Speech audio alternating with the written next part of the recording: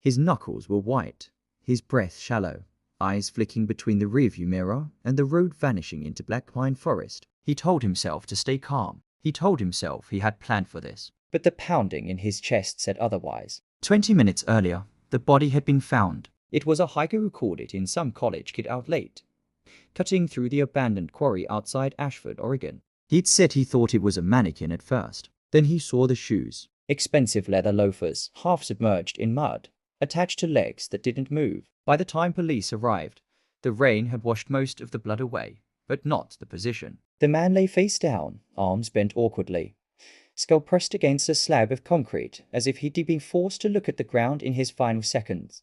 The victim was identified within an hour. Daniel Cross, 39, real estate developer, married, one child, and, according to the first officer on scene, someone who looked like he didn't expect to die there. Detective Lena Morales stood at the edge of the quarry, hood pulled tight, watching the crime scene team work under portable floodlights. Mud clung to her boots. The smell of wet earth and oil filled the air. She'd seen death in 100 forms, but something about this felt wrong. Too quiet, too deliberate. Cross's phone was missing. His wallet, still in his pocket, held cash and credit cards untouched. This wasn't a robbery. The medical examiner's preliminary report suggested blunt force trauma to the head. One strike, maybe two. Clean. Efficient. This was personal, Lena said quietly. Behind her, Detective Aaron Whitaker nodded. Or professional.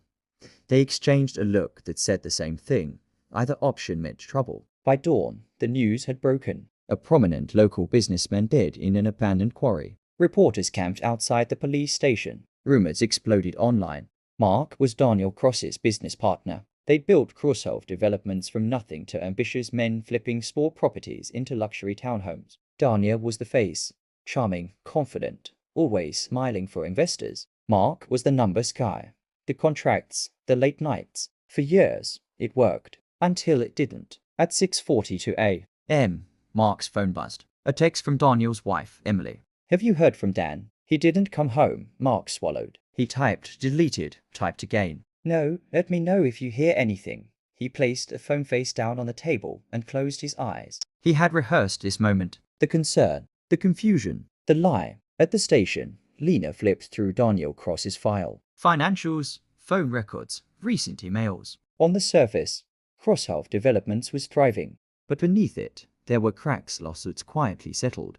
Loans shuffled between shell accounts. A recent audit request from the state. Look at this, Whitaker said, sliding a document across the desk. 3 weeks ago, Cross tried to buy out Halverson's shares. Lowballed him.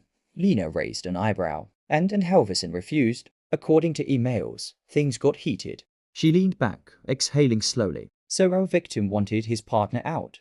Or wanted him gone, Whitaker said. They brought Mark in for questioning that afternoon. He arrived calm, cooperative, dressed in a navy sweater that looked carefully chosen to appear harmless. He spoke about Daniel in the past tense without realizing it, then corrected himself too quickly.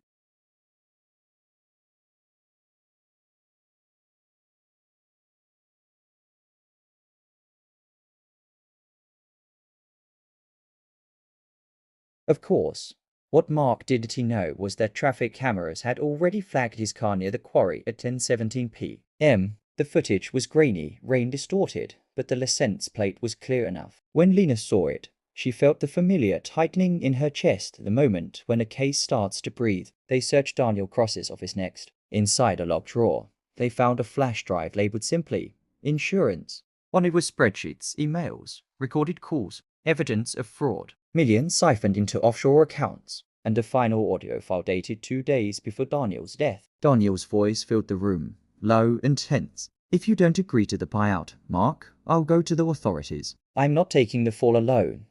Lena paused the recording. Motive, she said. But motive isn't proof, Whitaker replied. Not yet. That proof nearly slipped away. At 11:36 p.m. that night, a fire broke out at a storage unit registered under Daniel Cross's name. By the time firefighters arrived, the unit was fully engulfed. Inside, investigators later determined, were boxes of financial records, hard copies of everything on the flash drive. Someone was cleaning up. Lena stood at the charred remains, rain hissing against dying embers. Her phone buzzed with an incoming message from the lab. They'd pulled DNA from under Daniel Cross's fingernails. It wasn't conclusive, partial, But it was enough. She stared at the name on the screen, her pulse quickening. Mark Halverson. She turned back toward the smoking ruins of the storage unit, a cold realization settling in her gut.